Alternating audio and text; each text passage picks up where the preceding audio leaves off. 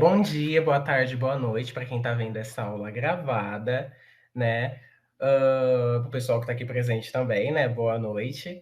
Hoje a gente vai ter uma aula muito importante para a gente entender, né? E caminhando já, né, para esse final do segundo reinado, né? A gente vai ter só mais duas aulas.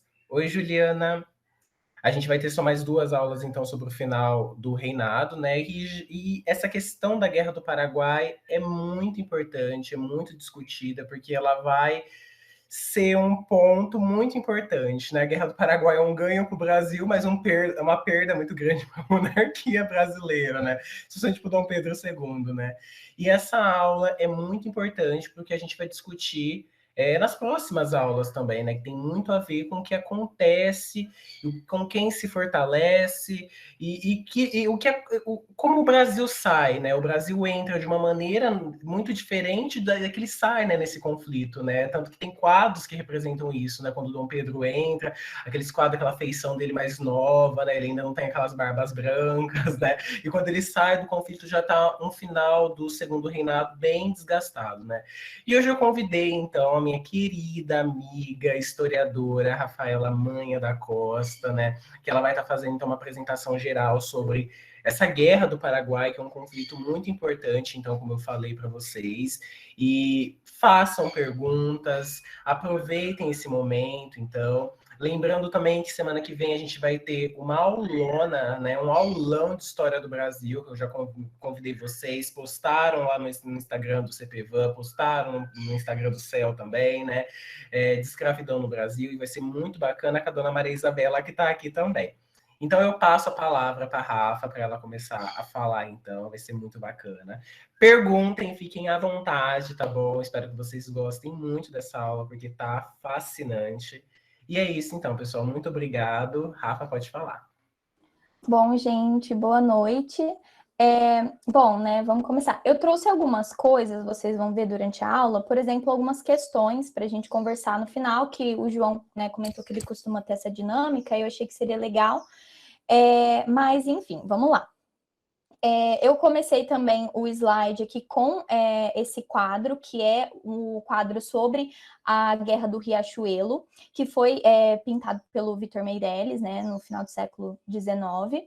E eu pensei em trazer o quadro já no início para a gente conseguir visualizar, né, de uma maneira mais concreta a Guerra do Paraguai. Essa foi uma das guerras uma das disputas dentro da Guerra do Paraguai mais importante. Eu vou falar um pouco mais para frente sobre ela. E aqui é interessante porque ela caracteriza muito a Guerra do Paraguai, né? Quando você olha assim, você vê a questão dos próprios afluentes, né? Os navios aqui, né? Nesse rio, também tem a questão de todas essas pessoas, né, esses soldados caídos, misturados com a lama, o que é uma característica da Guerra do Paraguai, vou falar também mais um pouco. A gente começa a ver também as bandeiras mais ali em cima. Então, eu achei que seria legal já para ter essa visão. E começar a conversar, se alguém quiser comentar alguma coisa sobre o quadro também. E durante a nossa conversa, durante a aula, pode também mandar aqui no chat, se quiser abrir o microfone, melhor ainda. E aí a gente vai fazendo assim. Bom, a Guerra do Paraguai, ela, antes de começar exatamente sobre o conflito e tudo mais, eu acho importante dizer para vocês que não há um consenso na história, entre os historiadores, entre as teorias que existem sobre a Guerra do Paraguai, sobre quais são os motivos assim mais concretos sobre a Guerra do Paraguai mesmo, que teria motivado de uma maneira mais direta. Porque são diversas vertentes, diversas ideias que se levantaram durante os anos, e isso muda muito, constantemente, com novos documentos que são encontrados, novas teorias. Então, não há algo que eu possa chegar aqui e falar assim, como às vezes a gente vê, né? Foi culpa da Inglaterra, foi culpa exclusivamente do Paraguai. Existem, hoje em dia, né? É mais comum a gente ver isso em livro didático, nas aulas, que realmente não há uma determinação muito... algo muito firme sobre o que teria sido. Quando você pega uma questão de vestibular, né, que é, né, nossa conversa mais para o cursinho, quando você pega um material didático, você percebe que a ideia que se tem sobre a Guerra do Paraguai, o que teria sido o impulso de tudo isso, é a questão da livre navegação pela Bacia do Prata. E o que é, né, a Bacia do Prata? É a região platina ali, a fronteira entre o Brasil e o Paraguai, a Argentina, que é formado por vários afluentes e principalmente pelo Rio Paraná. Então, assim, o que teria determinado de uma maneira, assim, que se possa dizer, é a questão fronteiriça, a questão da livre navegação, porque a gente está falando ali da segunda metade do século XIX, onde muita coisa era resolvida pelo transporte fluvial. Então, é nesse contexto. E ela dura entre 1865 e 1870, e também vocês podem encontrar, às vezes, em algumas questões ou em livros, a partir de 1864, mas isso é uma coisa que muito se discute ainda, porque depende da teoria que algum professor, algum historiador adota, porque conflitos já existiam, a gente vai discutir um pouco sobre isso, como é uma região muito tensa, a partir de 1864. Boa noite, Danilo, seja bem-vindo. Então, muitos conflitos já existiam ali a partir de 1864, mas a guerra mesmo ela é propriamente declarada a partir de 1865. Passando para o próximo slide, coloquei essas duas fotinhas aqui também para facilitar a gente reconhecer as figuras, né, tão marcantes. E aí a gente parte da ideia de onde está localizada a Guerra do Paraguai, quando a gente fala sobre, né? Quando a gente vê isso em uma questão, quando a gente começa a estudar, e ela está dentro do assunto política externa do Segundo Reinado, né? Segundo Reinado, que vocês já estão vendo com o João, já estão estudando, vão estudar mais com o professor João, aconteceu entre 1840 e 1889, e quando a gente pensa sobre a política externa, a partir ali da década de 40, a gente pensa sobre um império que está se formando de uma maneira que ele busca mostrar para outras nações uma união, uma consolidação, uma economia que está se modernizando, né? Como a gente pode ver com a cafeicultura, novas ideias que estão surgindo, debates intelectuais. Então, essa é a ideia, a partir da década de 40, que o Brasil, né, que o Império do Brasil busca expor. Isso não só na Europa, com países como Portugal, Espanha e principalmente a Inglaterra, mas também na América, né? Aqui na América do Sul, com os países latinos, com os conflitos que tem ali. A política externa do Segundo Reinado, né, a partir da década de 40, ela é muito intensa e ela é muito diplomática. Acontecem várias situações ao mesmo tempo. Hoje a gente vai focar ali nos países latinos, mas a gente pode pensar, por exemplo, sobre a questão Christie, que estava acontecendo ao mesmo tempo, mas já com um país lá na Europa. Então, só para a gente ter uma dimensão de quão tenso e quão complicado estavam caminhando as coisas, né? E realmente era uma política externa muito movimentada. Bom, mas aí a gente começa a pensar sobre, então, propriamente essa relação platina, né? Essa região. O Brasil, na região ali com as fronteiras, que ele faz com esses outros países, que eu vou colocar aqui, ó, para vocês verem, que ele faz fronteira, né, com o Paraguai e aqui também com a Argentina, e também aqui depois embaixo com o Uruguai, ele tinha uma política muito de... ele intervia muito nos problemas internos que essas nações tinham. A demarcação dessas nações, uma demarcação internacional das fronteiras, ela ainda era muito frágil, muito inicial, onde alimenta essa relação instável na Bacia do Prata, onde alimentam esses conflitos dos países latinos. Os conflitos de fronteira que aconteciam ali e que o Brasil constantemente estava intervindo são inúmeros, né? E a relação do Brasil era sempre de buscar, dentro dos países, aqueles que mais estavam alinhados com a sua política, porque a gente pode pensar como ele fazia fronteira com países que, após a independência, adotaram a República e ele ainda continuava como um império. o Brasil era o único ali nessa região que ainda continuava como império, e muitas vezes ele se sentia ameaçado, ele buscava maneiras de se afirmar e de se proteger constantemente, né? Bom, então essa era uma relação ali com os países platinos e essa instabilidade no Rio do Prata, porque a Bacia do Prata, na verdade, ela é uma região muito importante para esses países que fazem fronteira, quando a gente pensa na questão do transporte, na questão da comunicação, na questão de realmente escoar seus produtos, e ela era muito disputada. Havia um desejo entre Uruguai, Argentina, Brasil e Paraguai da livre navegação, mas dentro disso, interesses muito diferentes. Essa instabilidade, a gente pode pensar como ela se criava muito antes da Guerra do Paraguai, a partir da década de 50, por exemplo, com a Guerra do Prata, onde já havia um conflito, onde o Brasil veio intervindo entre essa disputa, e isso se reproduz diversas vezes. Aí a gente, para pensar, para chegar ali na Guerra do Paraguai, eu pensei que talvez fosse interessante para a gente localizar melhor essas nações, né? Onde elas estavam, o que estava acontecendo ali. E aí a gente tem o Uruguai, Argentina, Brasil e Paraguai. O Uruguai ele estava dividido entre blancos e colorados, né? Que são dois grupos distintos que tinham ideias distintas sobre como levar o país, a economia. Os colorados eles eram muito próximos do Império do Brasil, né? Das ideias que tinha a política do Brasil, a geopolítica para a região da Bacia do Prata. Eles tinham algumas ideias em comum.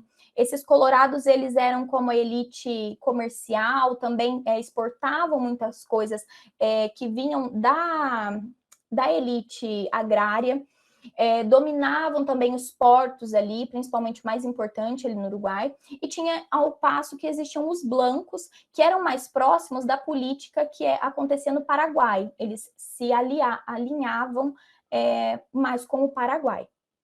Na Argentina, a gente já tem os unitaristas e os federalistas. E assim, gente, eu estou explicando isso para dar um contexto de como essa tríplice aliança vai se formar dentro da Guerra do Paraguai.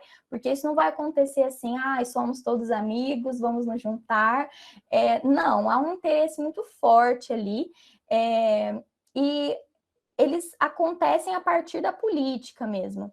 Essa Argentina, então, dividida entre federalistas e unitaristas, o Brasil, ele se aproximava mais dos unitaristas, que defendiam um poder centralizado, um poder centralizado, assim, né, em Buenos Aires, defendiam uma política de livre navegação ali na Bacia do Prata, enquanto os federalistas não. Os federalistas tinham outras ideias e, novamente, esses acabavam mais próximos dos blancos e do Paraguai, da política que era exercida no Paraguai.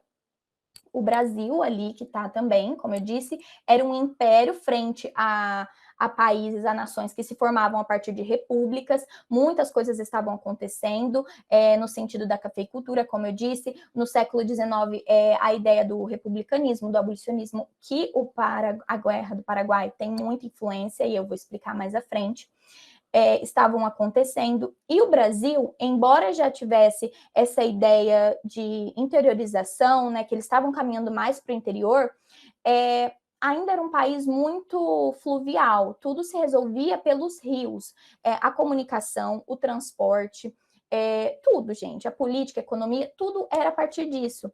E a província do Mato Grosso, por exemplo, era uma província que era acessada exclusivamente a partir de rios. E com essa disputa na Bacia do Prata, isso se tornava muito difícil, era tudo muito, muito discutido, muito complicado. No Paraguai, a gente já tem uma república com uma característica um pouco diferente, assim, né? Era uma república, porém, os presidentes lá eram presidentes vitalícios. Então, por exemplo, o Solano Lopes, que é este carinha aqui, né, que eu coloquei para vocês, esse é o Dom Pedro II, já com as barbas que o João mencionou agora há pouco. O Solano Lopes, ele era da República Paraguaia, E ele era, assim, um presidente vitalício. Ele iria ficar ali até o dia que ele morresse. Assim como havia sido com o pai dele, né? Que, no caso, ele substituiu, ele foi eleito presidente quando o pai dele faleceu. E as relações dentro do Paraguai, elas eram muito internas até 1862. O Paraguai foi um país que se desenvolveu muito internamente. Ele tinha relações com a Inglaterra, que estava interessada na produção algodoeira do Paraguai, porque a gente pode fazer um link aqui rapidinho, pensando que os Estados Unidos, nesse momento, estavam na Guerra Civil. E lá tinha, né, uma produção muito intensa do algodão que era fornecido para a Inglaterra, que estava passando, já tinha, né, estava na Revolução Industrial, estava acontecendo toda a questão do capitalismo lá na Inglaterra, e ela, com dificuldades ali de negociar com os Estados Unidos, estava buscando o algodão ali na região da América do Sul. E o Paraguai era dos seus focos, né, onde ela se interessava, a Inglaterra. E, entre outras coisas, o Paraguai se desenvolveu internamente na questão da alfabetização. Ele venceu índices de analfabetismo grandes dentro do seu país. A questão bélica também, eles começaram a se desenvolver, a se armar, começaram a se organizar mais do que os outros países, o que foi motivo também para que o Brasil se alertasse, ficasse um pouco preocupado. Poxa, né, tem um país que na República faz fronteira comigo, está se armando, então contribuiu para que as relações entre Brasil e Paraguai ficassem mais tensas, mas isso vai assim estourar mesmo. O Império vai romper relações diplomáticas com o Paraguai quando Solano Lopes assume a presidência do Paraguai, que é um momento onde eles vão divergir muito em relação às políticas de livre navegação, ao que acontecia ali na Bacia do Prata. E isso gera insatisfação porque a eleição de Solano Lopes influencia muito nos outros grupos e nas disputas internas que aconteciam no Uruguai e na Argentina. Então, esse assim, é um panorama geral. Eu falei bastante, então, se alguém quiser perguntar, falar alguma coisa, pode falar. Do que estava acontecendo ali nessas regiões, nessas fronteiras, né? Que era uma situação muito tensa e muito delicada e muito instável já havia algum tempo. Se alguém quiser falar alguma coisa, eu vou passar para o próximo slide. Acho que não, né? Todo mundo quieto, enfim. Aí é que eu coloquei... Ah, tá. O Henrique falou que não entendeu muito bem os países platinos. Vamos lá. Eu vou deixar aqui no mapa para que fique mais fácil de visualizar. Os países platinos, eles ficam na Bacia do Prata. A Bacia do Prata não é bem um lugar, sabe? É uma região. É onde se encontra o Rio Paraguai, o Rio Paraná, desculpa, com os outros afluentes, como o afluente do Rio Riachuelo, que eu vou falar daqui a pouco. E esses países platinos, todos faziam fronteira com o Império do Brasil, aqui onde eu estou passando o mouse. E esses países platinos, eles tinham conflitos internos. Cada um resolvia da sua maneira, mas o Brasil, por ser o único país, a única nação ali em regime monárquico, influenciava muito sobre as decisões do que estava acontecendo ali, se preocupava muito. E esses países platinos, que são os importantes e que são os que estão relacionados à Guerra do Paraguai, são esses três: Paraguai, Argentina e Uruguai. Eu não sei se eu respondi sua pergunta, ou se eu falei...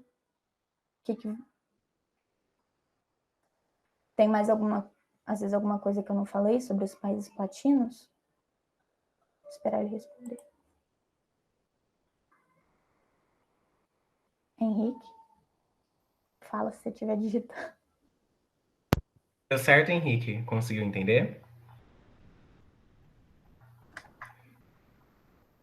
Eu acho interessante também esse aspecto de que falar desses países, né? A gente está aí no romantismo, né? Como vocês estão vendo com o Sérgio também, né? O Brasil está passando por essa formação da identidade também, né? É muito importante frisar isso. E todos esses são países recém aí, praticamente independentes, que estão fundando seus mitos nacionais, buscando, estão indo atrás disso, né? De fazer uma identificação com a nação muito grande também, né? E esses países, né, estão num momento também muito autoritário, né? Nenhum vai se submeter às coisas dos outros, né? Principalmente o Brasil, né? Que, como a Rafa falou, está numa situação completamente diferente da América Latina, né? Ora, o único país que está aí com regime monárquico, né? Os outros estão indo para uma república da elite, como a gente começou aqui na república, praticamente.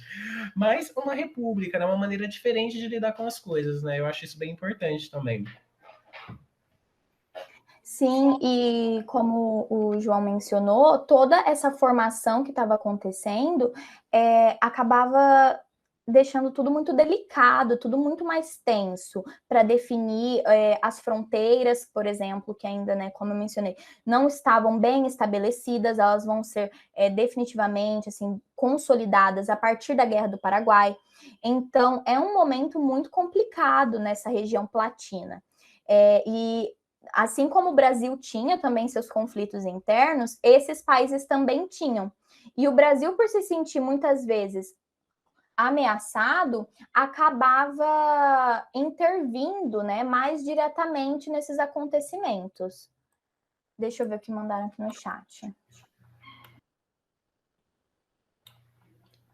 Então, as formas democráticas de governo sempre se consolidaram antes nos outros países latinos? Democráticas. Eu não sei se diria democráticas, né? Porque quando a gente olha para isso, por exemplo, na Argentina, né, que vai ter o Rosas governando, né, e tudo mais, né, a gente sempre tem uma elite, né, que governa ali, né, que não é aquela eleição que a gente bem conhece, né? Tem uma participação de pouquíssimas pessoas. Na Argentina, acho que foi de uma maneira diferente, né? Porque tem uma população alfabetizada na Argentina, né? Por exemplo, no Brasil não tem isso, né? E aqui no Brasil, por exemplo, a República, quando acontece, é uma elite ali dominando, né? Aquela elite de sempre, a mesma elite do café, por exemplo, de São Paulo continua, né? O golpe está muito vinculado com isso também, né? Então, acho que não teria essa ideia da democracia nesse começo, né? Eu acho que tem uma ideia mais da república, né? Mas uma república dominada por uma elite, né? A elite que estaria tomando as rédeas agora nessas questões, nesses momentos.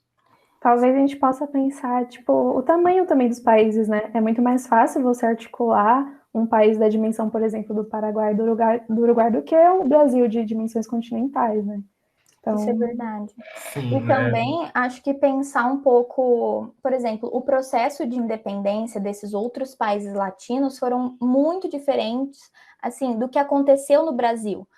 Eles também eram, tipo, eles foram colonizados, não foi por Portugal, foi pela Espanha, o que também trazia um outro contexto. Então, aí eu acho que isso também pesa, e a questão da dimensão desses territórios, né, como a Maria Isabela mencionou. Eu acho que isso que a Maria Isabela mencionou é de extrema importância, né? Porque quando a gente viu nas revoltas regenciais, por exemplo, né, o Brasil, que quase fragmentaram o Brasil, né, era um país muito dividido, né? As pessoas não se sentiam praticamente brasileiras, né? Estão se sentindo já nesse período, né? A questão Christie, como a gente viu, por exemplo, né, faz com que essa popularidade do Dom Pedro II, por exemplo, aumenta de uma maneira muito drástica, né? Ora, ele lidou com a Inglaterra, ele defendeu os interesses brasileiros, por exemplo, né? E a Guerra do Paraguai é um começo disso também, né? Olha, vamos defender nossos interesses também, né? Vamos lutar pelo nosso país, né? E não dá certo, né? Mas vamos deixar a Yava falar. Mas deu para entender, né, Danilo? Sim, ai, que bom, então. Então tá, qualquer coisa vocês perguntem, né? Que nós temos 3 professores de história aqui hoje, que é muito bom. Mas, bom, seguindo.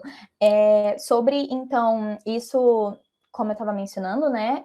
Com a subida, com a chegada do Solano Lopes à presidência do Paraguai, as relações com o Brasil ficam muito mais complicadas. E dentro dessa tensão toda, e já com conflitos pela Bacia do Prata, pela livre navegação, ao ter o navio, né, o navio brasileiro, Marquês de Olinda, passando pela Bacia do Prata, que inclusive, né, levava, para a gente ter uma dimensão do impacto da ação, né, da captura desse navio por parte do Paraguai.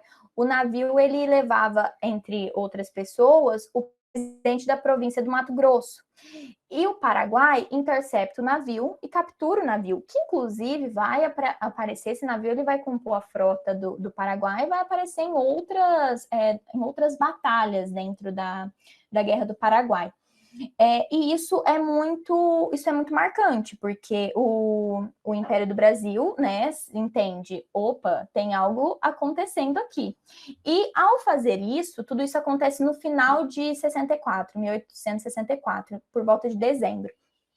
O Paraguai, após capturar o navio, invade o Mato Grosso.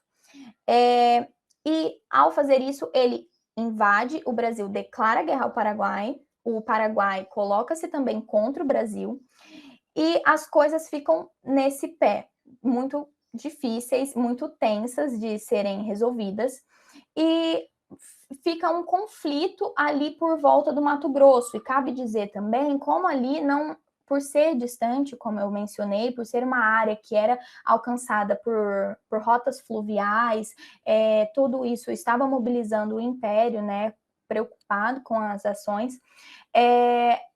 Há confrontos inicialmente entre os paraguaios e as pessoas fazendeiros ali no Mato Grosso, sem qualquer outro suporte. Uma maneira ali de defenderem as fazendas, de se defenderem, sem um suporte real, sabe, do Império. Então, como se eles estivessem ali à própria sorte naquele momento.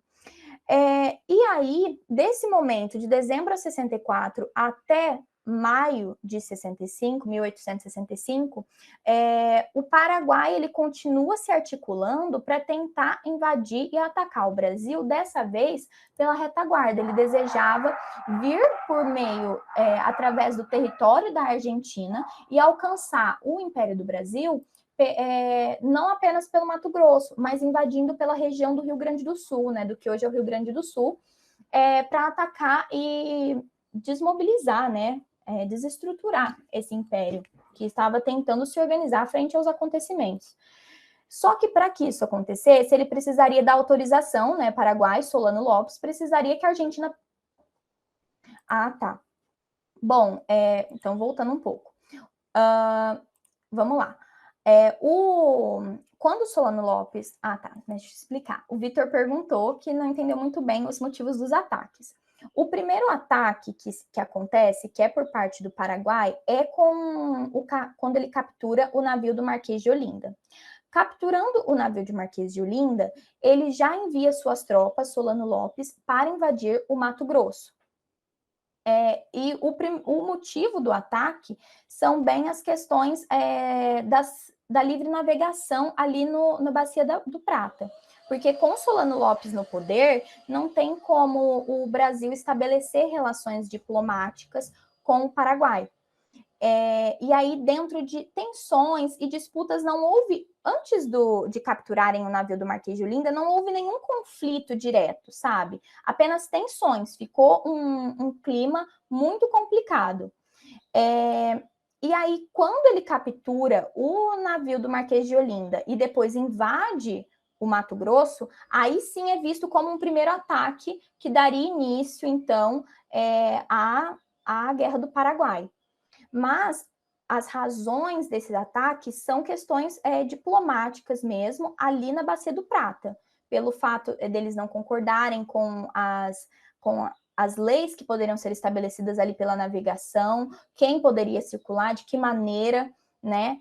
Teria que pagar alguma coisa, algum tributo, em que sentido? Então, por não haver uma concordância, uma conversa, há esse primeiro avanço por parte do Paraguai. Não sei se expliquei. Ah, tá. Ok. Imagina. Bom, então há, né, essa primeira situação. Quando o Paraguai invade, então, o Mato Grosso, Brasil, seus fazendeiros ali ficam se defendendo a própria sorte, o Paraguai tenta uma nova estratégia, que seria vir pelo Rio Grande do Sul. Para isso, ele precisaria atravessar o território argentino. E quando Solano Lopes, com suas tropas, pergunta para a Argentina se poderia atravessar, a Argentina diz um belo não. Porque não tinha ali, não queria, entendeu? Queria fazer a paz, né? Fazer um meio termo ali. E então o Paraguai, você, né, pergunta, você não vai deixar? Ok. Reúne, acontece um conselho ali dentro do Paraguai, e rapidamente se decide que, então, se não houver permissão para atravessar a Argentina, que nesse momento era governada, né, pelo presidente Bartolomé Mitre, ele vai ser muito importante dentro da Tríplice Aliança. Se não houvesse essa permissão, Paraguai declararia guerra contra a Argentina também. A Argentina não permite, Paraguai, ok, estamos declarando guerra. Isso tudo também tem o Uruguai. E tudo isso de querer atravessar, de toda essa disputa, a gente precisa lembrar como o Paraguai, ele é um país que não tem saída para o mar, né? Então ele realmente dependia muito para tudo dentro do seu país da Bacia do Prata, dos afluentes que estavam ali. O Uruguai já tinha passado por conflitos também com o Paraguai e temia ser invadido, como havia sido, né? Havia ocorrido uma tentativa, né? Uma articulação antes de ser invadido. E ele também ficou preocupado com as ações do Paraguai e se uniu rapidamente com... Exatamente, Solano quer brigar com o geral. Inclusive, né, com o Vitória levantando a Vitória levantando isso, cabe lembrar que durante muito tempo o Solano Lopes foi visto como um ditador, como uma pessoa que trucidou todo mundo, fez assim, que ele foi responsável pela guerra. Mas depois, quando começa a ideia, como eu mencionei para vocês, de que todos os países ali tinham interesse, não foi assim, quando um não quer, dois não briga.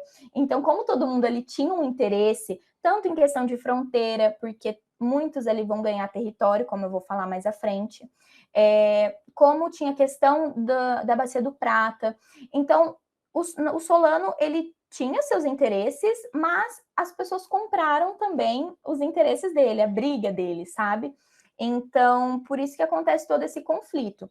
A ideia do Solano como um ditador, como uma pessoa que foi o único responsável pela Guerra do Paraguai, já não cabe mais, sabe? Ela caiu em desuso hoje em dia, quando a gente pensa na Guerra do Paraguai, a gente pensa como todas essas nações em conflitos com interesses próprios, buscando, né, alcançar seus objetivos internos. Mas era isso, ele estava brigando com todo mundo mesmo.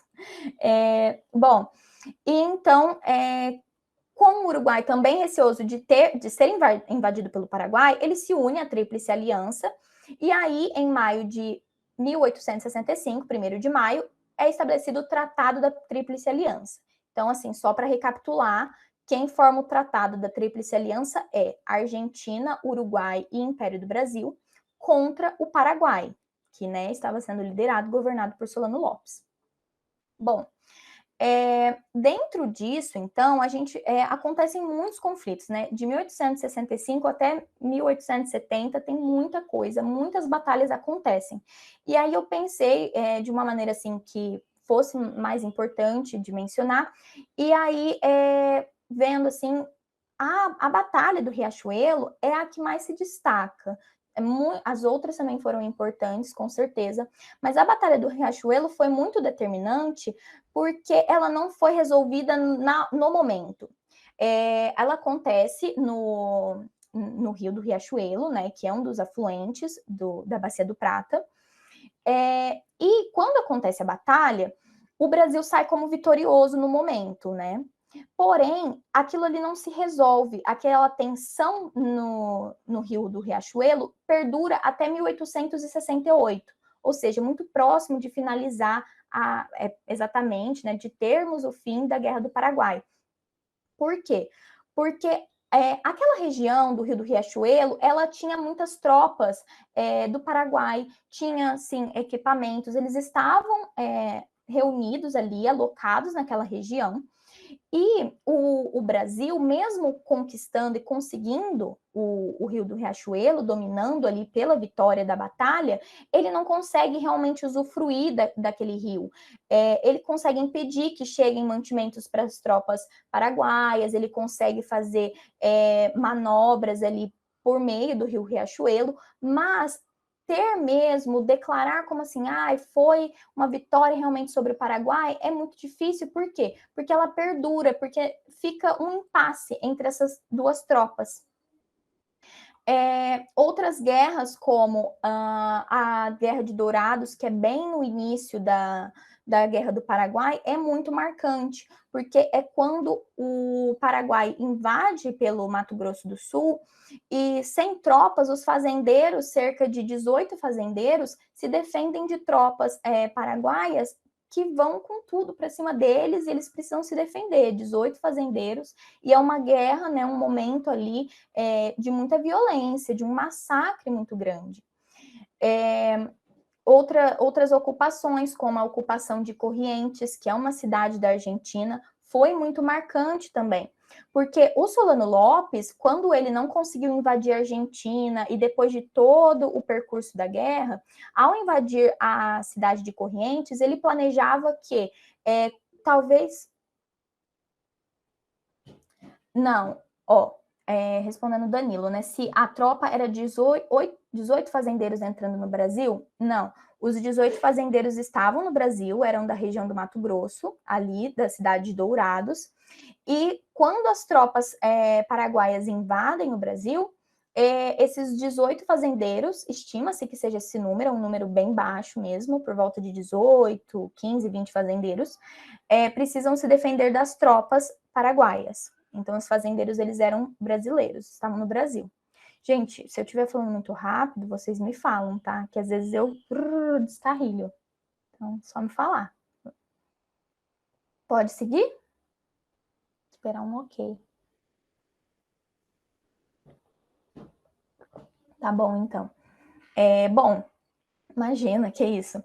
Então, assim, isso que eu tô mencionando é só para vocês terem uma noção mais geral, assim, dessas batalhas que aconteceram dentro da Guerra do Paraguai, porque eu já vou entrar na questão militar ali.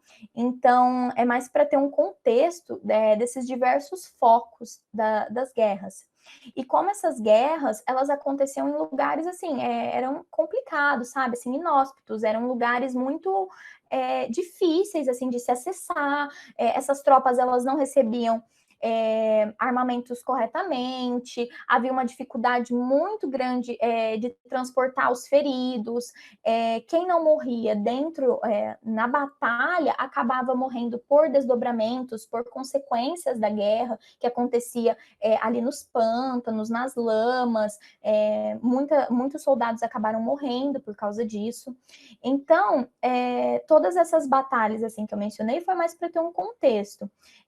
Eu mencionei a de Corrientes, né, que é interessante por conta de ser a cidade argentina, onde o Solano Lopes planejava uma maneira de criar uma estratégia ao dominar, ocupar a cidade e talvez conseguisse espalhar e dominar uma região da Bacia do Prata. Isso acabou não acontecendo, e outras batalhas também, como a Batalha da Havaí, inclusive tem um quadro sobre isso,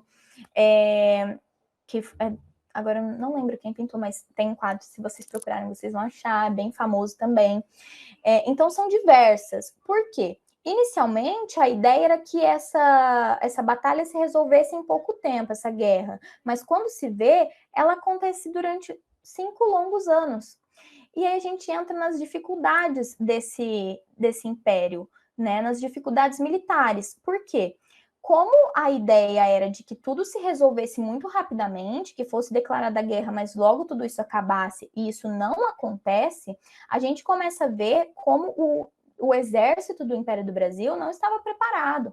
O Paraguai, por exemplo, também não tinha tropas, não tinha um exército formado, não tinha armamento, não tinha alistamento, não tinha homens que estavam alistados, não tinha sequer organização de um exército realmente, sabe?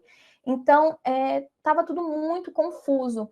E essas dificuldades elas vão ficando mais evidentes após os primeiros anos, os primeiros meses de guerra.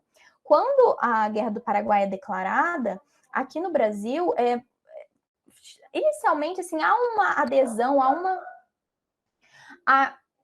eu falei Paraguai? Desculpa, gente, talvez eu tenha falado Paraguai. Perdão, o que eu quis dizer é a Argentina não tinha tropas, armamentos, uma organização, o Uruguai também não.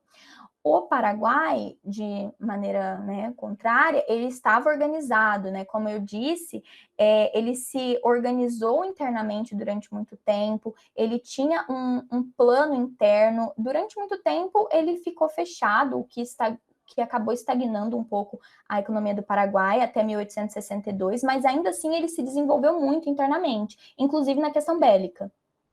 Então, o Paraguai tinha uma frente bélica muito melhor, assim, muito mais desenvolvida do que o Império do Brasil, Argentina e Uruguai. Estima-se que o Império do Brasil tinha mais ou menos 18 mil homens para compor o exército. Então, assim, enquanto o Paraguai tinha muito mais. Então, assim, era um número bem, assim, discrepante, sabe? Bem diferente mesmo. E aí, o que acontece? No início, no Brasil, teve uma certa adesão à ideia da Guerra do Paraguai, como o João mencionou, né? Nossa, o Dom Pedro está defendendo nossos interesses. E houve uma animação de eu vou para a guerra, eu também, nós vamos defender nosso país. Porém, quando esse conflito se arrasta durante muito tempo, o ânimo cai. As pessoas começam a perceber que as coisas não eram tão bonitas assim. Muita gente morrendo, muitas baixas, muitas mesmo. A gente vai falar mais sobre isso para frente. E o exército acaba, que já tinha suas dificuldades, acaba ficando mais evidente. Cabe lembrar aqui, né, rapidamente, como existia a Guarda Nacional, mas ela não é a mesma coisa que o Exército.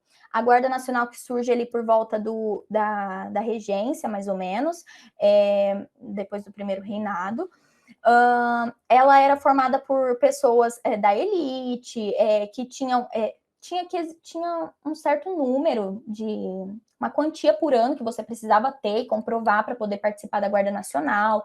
Então, assim, ela era criada para conflitos internos. Ela poderia, às vezes, em uma situação, comparecer em conflitos externos para ajudar o exército, mas essa não era a função dela. A Guarda Nacional não era preparada para uma guerra.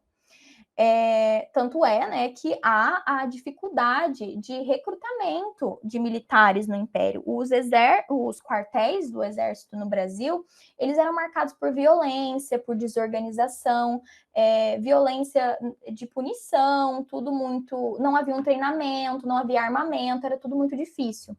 Nesse momento também, o Brasil começa a adquirir muitos empréstimos externos. A dívida externa do Brasil nesse momento vai aumentar muito, pegando de bancos alemães, de bancos ingleses, para poder financiar essa guerra, poder financiar esses armamentos, o que era muito difícil.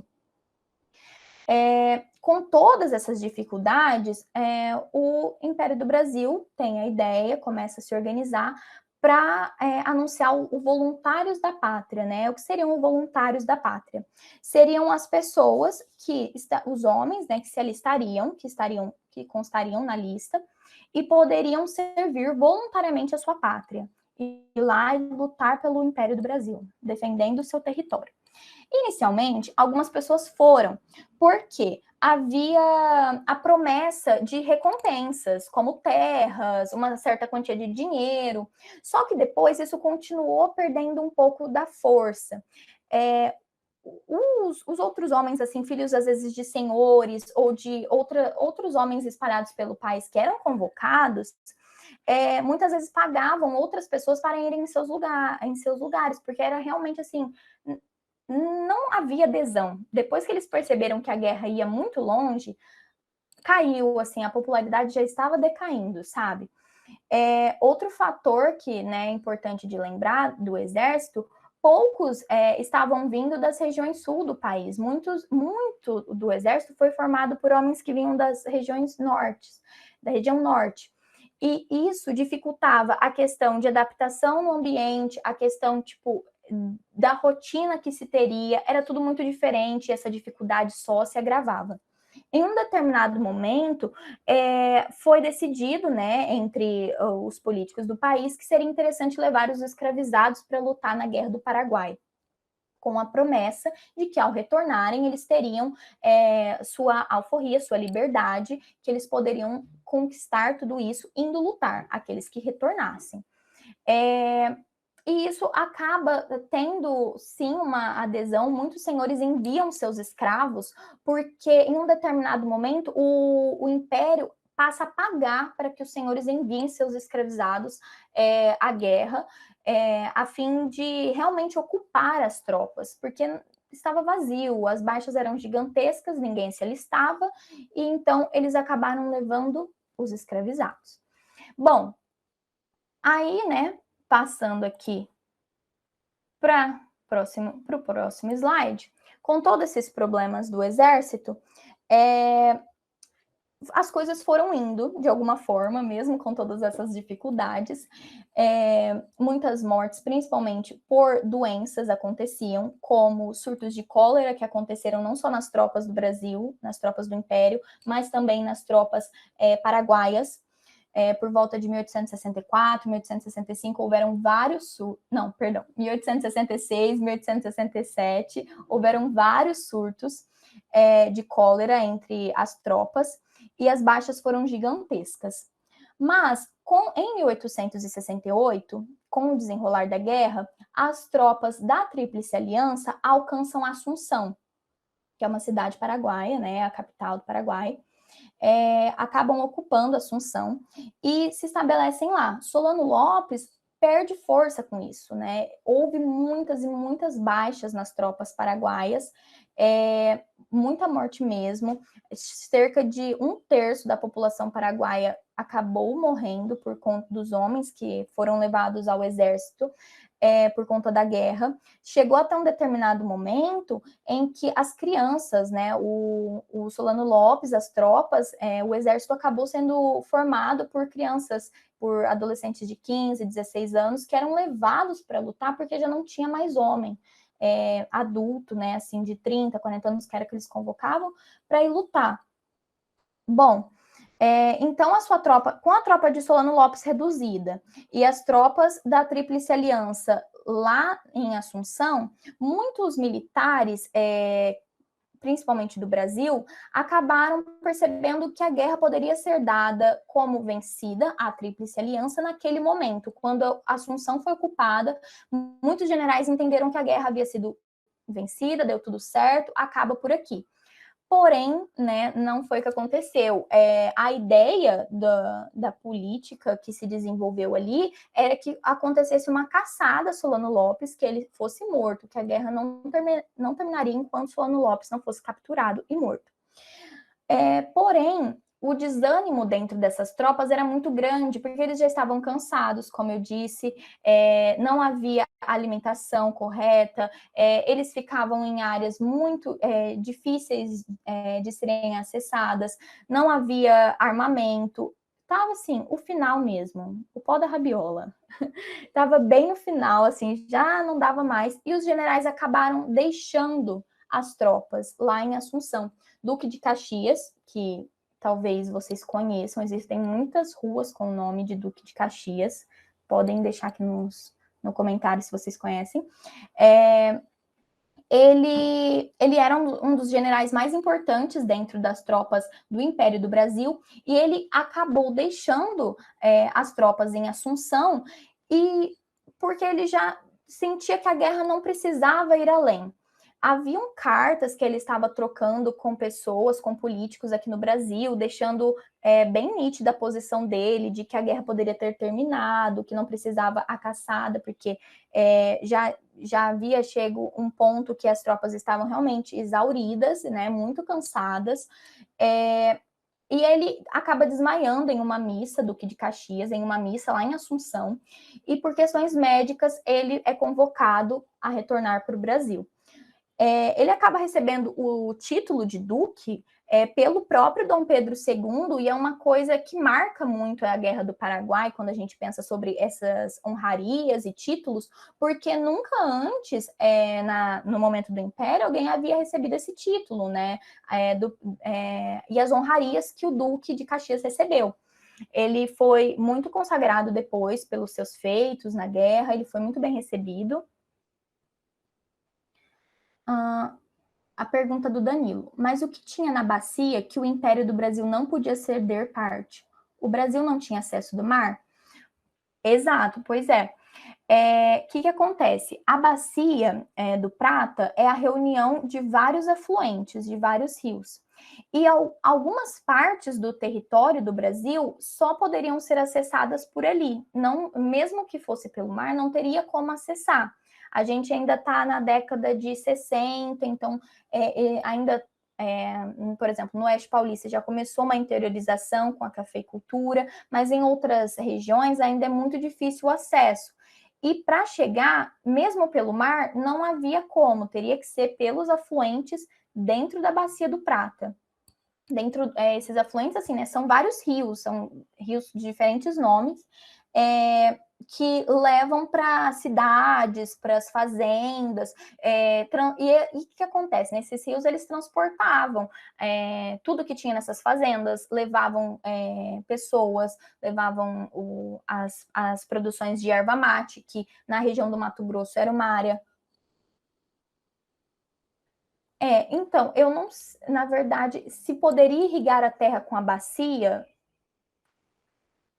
eu não saberia te dizer, eu teria que pesquisar, tipo, para saber responder correto. Eu também não saberia dizer, né? Mas penso que sim, né? As pessoas cultivam muito, né, do lado dos rios, né? Mas eu acho que essa questão, Rafa, que você está falando também, e é muito interessante, é que o Brasil estava se pondo o Brasil tem um imperador, e o imperador está vivendo uma realidade com outras repúblicas. E tecnicamente não dá certo, né? O imperador, por mais que ele está aí dialogando sempre com conservadores, liberais, ele tem uma vertente ainda, uns resquícios do absolutismo muito grande. Ora, ele tem um poder moderador que ainda tem uma força muito, muito grande nisso, né? Como a gente viu no começo da exposição da Rafa, o Brasil estava o Império do Brasil estava sempre intervindo. Ora, uma hora intervia ali na questão do Uruguai e tentava decidir quem ia comandar o Uruguai para estar sempre a seu favor. Uma hora entrava na questão da Argentina e também fazia a mesma questão, né? Com o Paraguai não teve essa questão, né, para dar certo, né? Então, sempre essa questão do autoritarismo, né? Muita violência também, né? Como aconteceu todas essas coisas, né? Como o Brasil lidava, né, com essa política externa também, né? Eu acho bem importante frisar nisso, né? Porque essa bacia do Prata era muito importante, tinha interesses ingleses também, né? Com certeza aí, né? Como a Rafa também falou, né? Naquela questão dos Estados Unidos estarem em guerras e tal, né? O pessoal produzia coisas importantes ali, se escoavam produtos muito importantes, né? Para vender para outros países na Europa, né, e tal. Então é um local extremamente importante. E lembrando também de outro aspecto, nesse momento, o Brasil e a sua marinha são extremamente fortes, extremamente fortes. O Exército, como a Rafa falou, e a Guarda Nacional, às vezes, em alguns locais, a Guarda Nacional conseguia ser melhor que o Exército, né? Não tem uma definição. Porque a elite, quando quer consolidar o seu sobrenome, por exemplo, manda seus filhos para onde? Para a Marinha. A Marinha é o lugar da elite. A Marinha é consolidada. O Brasil tinha uma marinha nesse momento muito forte. E aí a gente lembra do surto industrial que a gente viu com o Barão de Mauá. Nesse momento, o Barão de Mauá está todo relacionado. Ele constrói canhões, ele constrói navios para mandar para essa guerra também, né, que são muito importantes, né, como a Rafa já mencionou. Essa questão fluvial aí é muito, muito importante, né? O que eu estava falando? E essa questão, né? Então, esses militares também, muitos deles eram de classes médias ou pobres, né? Que faziam. Lógico que eu não estou falando, por exemplo, do Duque de Caxias e o pai dele, que eram pessoas pobres. Não eram, né? Eles estavam em altos escalões, por exemplo. Né? Eles eram pessoas bem aí de vida, né? Mas as pessoas ali que estavam sempre abaixo ali não eram tão pessoas bem de vidas quanto eles, não, né? Que receberam até títulos no final, né? Mas essa questão, a Bacia do Prata é extremamente importante, né? Um local aí de escoamento de produtos, né?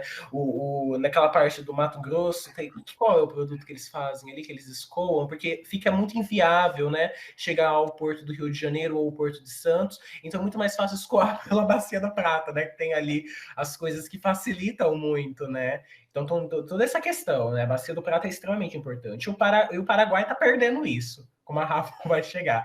Eu só queria falar uma coisa também. Passou já do horário da nossa aula, mas eu peço que vocês fiquem, porque eu vi que a professora não vai dar aula ao vivo. Então, fiquem para a gente terminar, porque eu acho que esse assunto é um assunto muito importante. Então, vamos continuar aqui, tá bom, pessoal? Muito obrigado. Rafa, pode continuar. Desculpa intrometer. Ah, que isso, João. Não, tem que falar mesmo. Até se a Maria Isabela quiser também falar, a gente pode contribuir. Se vocês quiserem abrir o microfone também, fazer pergunta falando, gente, pode ficar à vontade, viu? Quiser abrir a câmera também, melhor ainda, que é bom que, né, dá para ver todo mundo. Pode falar. Pode falar. Eu só ia falar que essa noção de nacionalidade estava muito ligada à noção de território, né? Então, eu esqueci o nome da pessoa que perguntou. Acho que foi o Danilo, né? Tipo assim, nesse momento... foi isso, foi o Danilo. Nesse momento, assim, a gente pensa na dimensão do Brasil. O Brasil é gigantesco, né? Por que ele não cederia uma partezinha lá embaixo, né?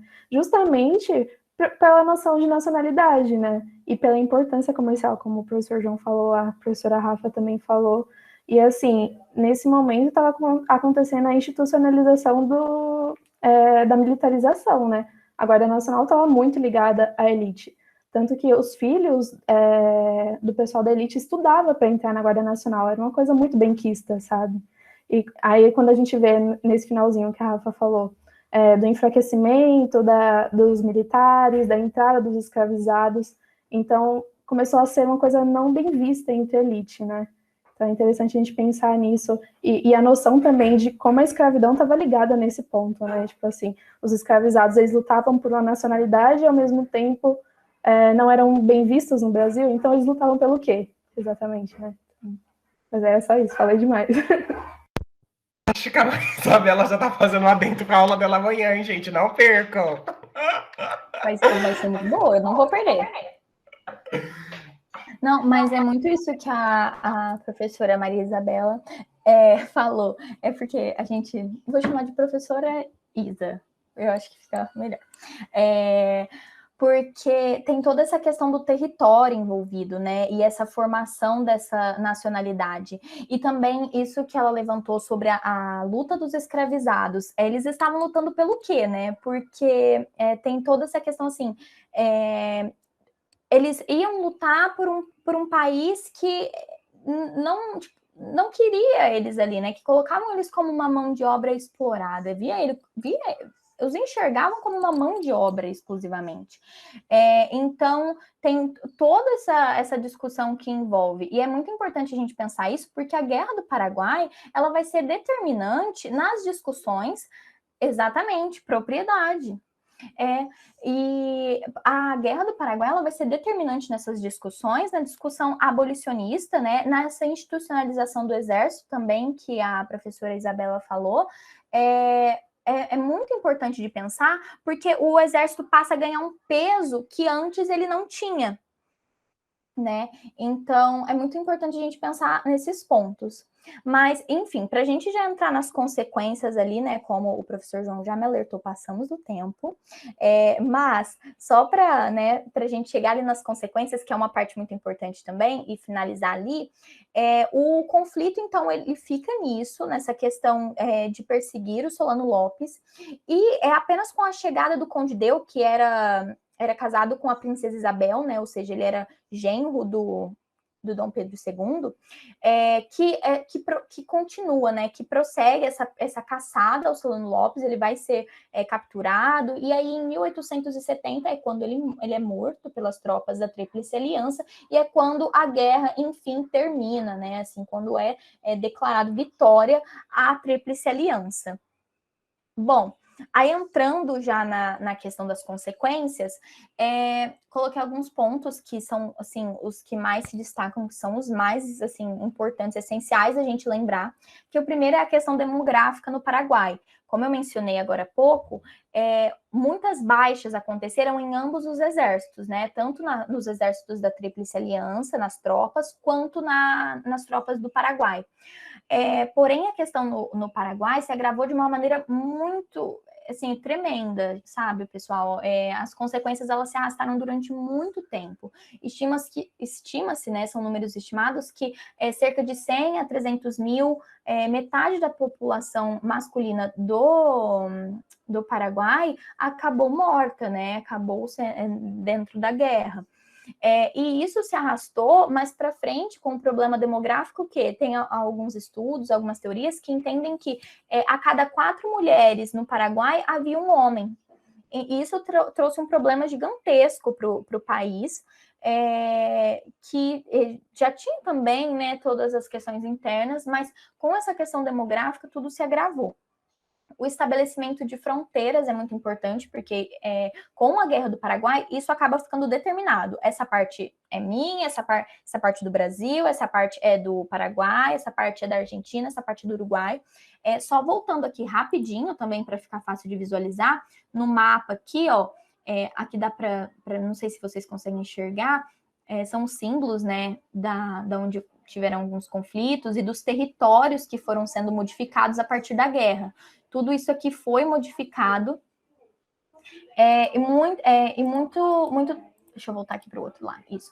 E o território mudou muito. O Paraguai, ele perdeu territórios como Misiones, Formosa, ele perdeu muita parte do seu Nordeste também para a Argentina, e a Argentina também acabou cedendo partes para o Brasil, que hoje compõem a Santa Catarina, que é essa região hoje em dia.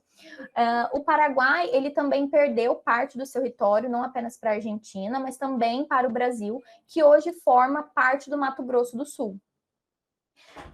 E com isso, né, o Paraguai perdeu muita parte do seu território e essas fronteiras acabaram ficando mais alinhadas, de uma maneira mais concreta. Passando para a consolidação dos governos platinos, com o término da guerra, por exemplo, a Tríplice Aliança ficou com o encargo, com a missão de encontrar um governo provisório para dentro do Paraguai, né, para organizar a política do Paraguai. Isso levou um certo conselho dentro da Tríplice da Aliança, sempre buscando, cada um tentando pender para o seu lado, com certeza, mas houve a busca de um presidente, de um governo para o Paraguai, e isso também dentro dos próprios países platinos ali. Por exemplo, o Bartolomé Mitre acaba saindo da presidência logo após lá na Argentina, né? O Bartolomé Mitre lá na Argentina acaba saindo da presidência, entra o Sarmiento, que vai ser muito importante também para as questões dentro da Argentina, as questões entre os unitaristas e os federalistas, entre os blancos e os colorados lá no Uruguai, também vão caminhar para outro sentido. Então, e no Brasil, a gente vai entrando em uma década, né, que vai passar ali de 70 para 80, de muitas complicações. Então, tudo isso acaba englobado pela Guerra do Paraguai. Aí tem a questão também de uma consequência muito grave, que é a questão da dívida externa, que tanto o Paraguai quanto a Tríplice Aliança adquiriram durante a guerra para financiar seus exércitos, para financiar as questões de transporte, de alimentação, armamento, que eles pegavam tanto de bancos alemães, bancos ingleses. A dívida, quando eu falo também dos bancos ingleses, eu acho importante mencionar aqui, o professor João até mencionou sobre os interesses capitalistas ali que tinha a Inglaterra naquela região, e aí isso me faz pensar aqui sobre a questão que muitas vezes a gente vê a Inglaterra como culpada da Guerra do Paraguai, porque ela acabou beneficiada, né, se beneficiou de algumas formas. Na verdade, a Inglaterra, ela acabou melhor assim quando se diz respeito à questão da dívida externa, né, que os bancos acabaram cobrando e tudo mais, mas o conflito em si não foi vantajoso para a Inglaterra, porque quando você pensa sobre os negócios que ela tinha ali na Bacia do Prata, com o Paraguai, por exemplo, a guerra pausou isso, sabe? Estagnou um certo tempo e as coisas não funcionavam. Então essa ideia de que a Inglaterra motivou e incentivou, na verdade não faz muito sentido, porque você pensa que, né, as coisas também pararam para ela em um período ali. Bom, e aí passando para o outro tópico, que isso eu acho que vai ser muito importante também nas discussões que vocês vão ter com o professor João daqui para frente, que é a questão abolicionista e republicana no Brasil. Com a institucionalização do Exército, igual a professora Isabela mencionou, há uma força muito grande. O Exército percebe, depois da Guerra do Paraguai, que eles são muito importantes para a política do Império e que a posição, que os desejos, as ideias, as discussões que eles tinham deveriam ser ouvidas, deveriam ser atendidas. E com isso, há um conflito, há um desgaste das relações entre o Império, né, o Dom João II, entre toda a política do Império e o Exército. Essas relações elas vão se desgastando desde o finalzinho da Guerra do Paraguai até o final do Império, em diversos conflitos, como ainda vão acontecer as discussões abolicionistas, que vão ser apoiadas pelo Exército, porque, assim, a gente não pode pensar que o Exército mudou completamente, da água para o vinho, por conta da Guerra do Paraguai, mas quando os escravizados foram levados para lutar ao lado do Exército nas batalhas na Guerra do Paraguai, algumas ideias, a ideia de que eles tinham de propriedade do homem negro que estava lutando ali ao lado deles, para alguns acabou sendo modificada de uma forma que eles acabaram convivendo dentro da guerra com esses homens. E isso altera muita coisa que vai acontecer depois, com a revolta dos malês, outras revoltas que vão acontecer no século XIX, a recusa do exército, por volta da década de 80, de agir contra algumas revoltas de escravizados que vão acontecer, e aí isso tudo contribui de uma maneira ali para desgastar ainda mais a relação dentro do Império.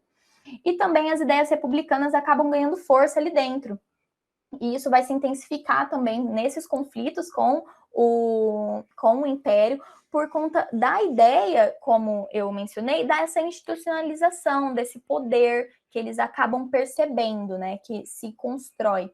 E esses fatores são essenciais para a queda do Império, igual vocês vão ver, já mencionei, e outros episódios. Mas, enfim, só isso até aqui, alguma pergunta, que aí eu vou passar para o slide de uma questão, se alguém quiser falar alguma coisa, contribuir também, alguma coisa que eu não falei e que acho importante de lembrar, por favor. Também, se os professores quiserem mencionar alguma coisa, por favor. Tá perfeito, Rafa. Eu também adorei, foi uma ótima exposição do que foi a Guerra do Paraguai. Eu achei que você tocou em pontos muito importantes, né? E para a gente discutir, né, a partir daqui, né? Porque agora, depois dessa guerra, como eu falei para vocês, o Dom Pedro estava lá com as barbinhas pretas dele. Ele sai da guerra com as barbas brancas, né? Uma loucura. Então, muita coisa ainda para discutir, muita coisa para discutir. Eu acho que a gente pode fazer as questões. Tudo bem. Se alguém quiser ler, né? O João disse que é mais ou menos essa dinâmica, então, gente, pode ficar à vontade. Vou deixar alguém. Quem vai ler hoje? Vamos ver.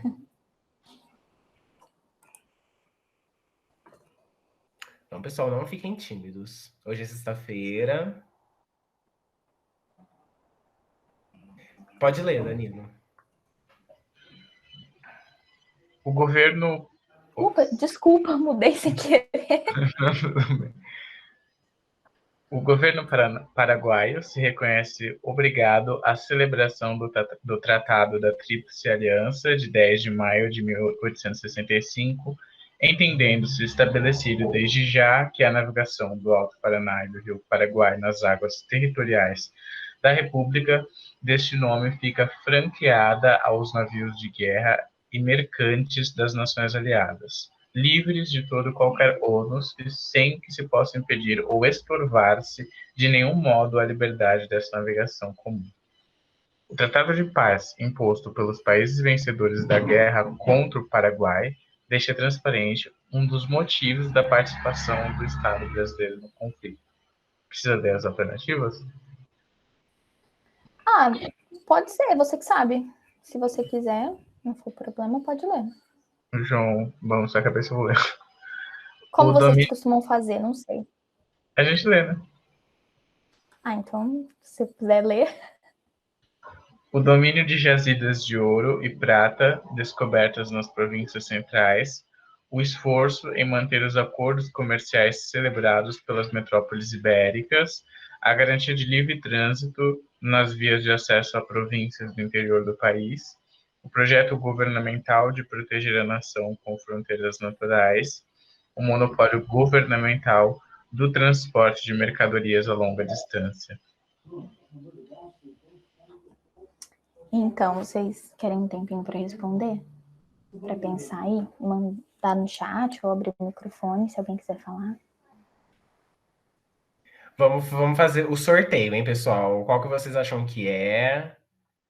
Vamos ver quem dá mais.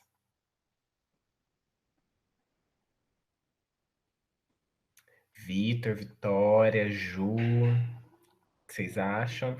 A Ju disse que tá pensando em nascer. Será que alguém é contra a Juliana? O Vitor falou D, talvez, estou pensando. Olha só, uma briga historiográfica já, hein? Eu amo. Alguém tá contra? Ó, a Amanda tá C e a D também. Tá aí entre essas duas. A Vitória acha que é a C, o Danilo acha que é a D. Acho que o pessoal tá bem dividido, né, entre C e D. Sim, pode falar já? Pode falar? Pode Acho falar? que pode falar. Tá bom. Bom, a resposta, né, seria a C mesmo. Quem foi na C e foi certinho. A D dá para confundir um pouco, né, pela questão das fronteiras que eu mencionei. Mas não havia um projeto, nenhuma ideia assim de proteger o país com as fronteiras naturais. Não se buscava, não era a ideia mesmo. A ideia seria mais o livre trânsito nas vias de acesso à província do interior do país.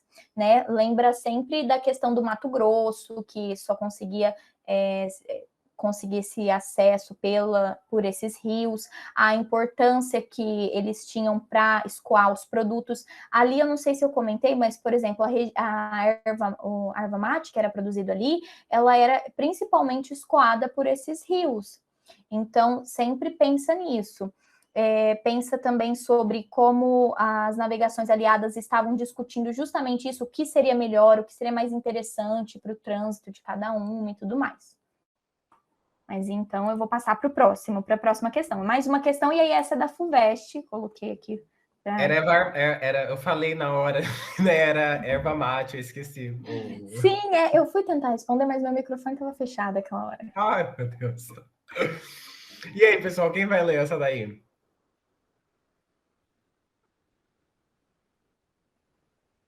Alguém pode ler, porque assim, eu até posso, mas a minha garganta, eu já tô ficando assim, ó, rouquinha. Sabe aquele vídeo daquela moça lá que tem a voz rouca? Daqui a pouco eu vou estar igualzinha. E aí, quem vai ler? A Juliana vai ler, então. Ju, pode ler. Obrigada, Juliana. Observe as imagens das duas charges de Ângelo Agostini, publicadas no periódico Vida Fluminense. Ambas oferecem representações sobre a Guerra do Paraguai que causaram forte impacto na opinião pública. A imagem 1 retrata Solano Lopes como o Nero do século XIX. A imagem 2 figura um soldado brasileiro que retorna dos campos de batalha. Sobre as imagens, é correto afirmar respectivamente: A. Atribui um caráter redentor ao chefe da tropa paraguaia, fixa o assombro do soldado brasileiro ao constatar a persistência da opressão escravista. B. Denuncia os efeitos da guerra entre a população brasileira. Ilustra a manutenção da violência entre a população cativa. C. Reconhece os méritos militares do governo. Reconhece os méritos militares do general Lopes, denota a incongruência entre o recrutamento de negros libertos e a manutenção da escravidão. D. Personifica o culpado pelo morticínio do povo paraguaio, estimula o debate sobre o fim do trabalho escravo no Brasil. Ou E. Fixa atributos de barbárie do ditador Solano Lopes, sublinha a incompatibilidade entre o exército e o exercício. Tá faltando ou não? Tá faltando, gente. Ah, meu Deus. Deixa eu tentar abrir. Bom, vamos tirar. Pode tirar a alternativa aí, vai. Vamos fazer com A, B, C e D. Porque eu não sei mas porque pela ainda para ter cortou. um âmbito geral, né? Cortou. Triste. Amanda sugeriu letra D. Alguém é contra a Amanda, gente?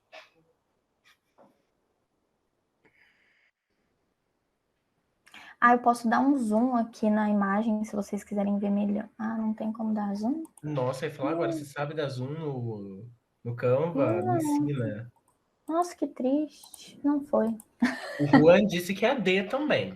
A Vitória disse que é a D. Ó, esse daqui vai ser Tá todo mundo na D. Consenso geral. Exatamente. Bom, então acho que todo mundo falou. Bom, gente, tá certinho. É isso aí, é a D. Perfeito. Arrasaram. É isso aí. É sempre. Eu peguei essa questão porque eu achei que era legal trazer, né, a figura do Solano Lopes, né? Como eu mencionei, que durante algum tempo foi visto por algumas teorias, que hoje em dia já não se tem mais essa ideia, que era o responsável, né? Pensei bastante, por que não seria? A fala, atribui um caráter redentor ao chefe da tropa paraguaia. Fixa o assombro do soldado brasileiro ao constatar a persistência da opressão escravista. Fica errado, a letra A está errada, metade, né? Que seria a parte do caráter redentor ao chefe da tropa paraguaia.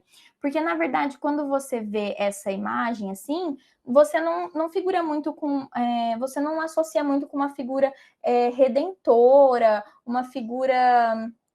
Um sinônimo de redentor uma figura divina, né? Isso, uma figura que era amada, exato, como mencionaram aqui, messiânica. Você vê uma coisa mais violenta mesmo. Aqui na imagem eu não consigo dar zoom, mas ele está segurando, não sei se dá para ver, está segurando uma cabeça aqui, né? Na imagem está escorrendo alguma coisa, e aqui são vários crânios, ossos, então não associa muito com essa ideia redentora. Muito pelo contrário, uma ideia mais violenta. Agora, já que você mencionou a letra A, é muito importante ver o assombro que o soldado brasileiro encontrava, né? Tinha ao retornar e perceber que a opressão escravista continuava, né? Ele foi para a guerra, e isso é muito importante, foi até a ideia dessa imagem, de colocar essa questão, que era para trazer essa ideia, que eles, né, eram convocados pela ideia da liberdade com a promessa, mas quando eles chegavam, eles encontravam tudo igual, nada tinha mudado, né? Mesmo o exército, como eu mencionei, né? Não dá para achar que tudo mudou do dia para a noite, que foi isso, lindo, bonito. Não, eles chegavam e encontravam a mesma situação. Aqui na imagem é que não dá para ver direito, mas aqui são alguns escravizados que estavam sendo, acho que eles estavam no Pelourinho, né? Que eu acho que Sendo é o nome correto. Né? Isso, estavam lá sendo açoitados, e ele chega todo fardado, uniformizado, e se depara com essa realidade. Ou seja, cadê a liberdade, né, que eles haviam me prometido? Ou seja, era só, né, ele se depara com a família na mesma situação, por exemplo. Então, a segunda parte da letra A está correta, mas a primeira parte já não. Mas, enfim, é isso. Essa segunda figura, ela cai muito, muito nos vestibulares, galera. Principalmente nas segundas fases, perguntando sobre a institucionalização do exército, sobre a questão abolicionista com a Guerra do Paraguai. Então, tipo, é muito importante a gente também aperfeiçoar essa análise de imagem, sabe? Porque cai muito nos vestibulares. A Unesp adora colocar imagem nos vestibulares. Espero que vocês passem na Unesp, né? Porque seremos amigos, né? Colegas de trabalho. A FUVEST também adora imagens. Só que assim, a gente já vê que a FUVEST, ela como eu posso dizer, é um pouco mais complexa, né? Então tem essas pegadinhas da letra A, por exemplo. Muita gente marcaria se não tivesse atento ao que a Rafa explicou agora do caráter redentor, né? Mas é isso. É verdade isso que a professora Isabela falou, sobre essas, tipo, as respostas meio certas, né? Isso é, assim, acho que todo mundo cai em uma dessa sempre, assim, não tem como às vezes escapar, porque são pequenos detalhes. E essa ideia da imagem, que a professora Isabela falou também, eu acho que é muito importante mesmo, tipo, até porque ela ajuda a visualizar o que estava acontecendo, de uma maneira, assim, mais fácil, às vezes, de entender. Isso mesmo, Vitor, uma palavra muda tudo. Tipo, muda total o significado. E a ideia de trazer essa questão foi tentar aproximar um pouco isso da imagem. Então, se vocês, né, infelizmente não conseguiram ver muito ali, achei que fosse ficar mais perto, mas pelo menos deu para aproveitar um pouco. Mas, enfim, se alguém quiser falar alguma coisa, aí eu posso interromper aqui o compartilhamento, qualquer coisa. Eu acho que agora já dá para fazer a questão 13 do formulário, hein, pessoal? A gente teve nossa aula pelo Paraguai, a questão é dissertativa, podem ir lá, tá.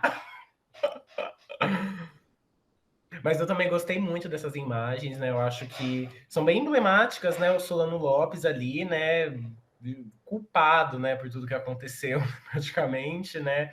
E esse homem negro, né, na segunda imagem, chegando e vendo essa situação que não mudou, né? Chegando vendo os familiares, mãe, pai, ainda numa condição absurda, né? E ele lutou pela pátria, né? Lutou pela nação, né? E ele chegou e tá nessas mesmas condições, né?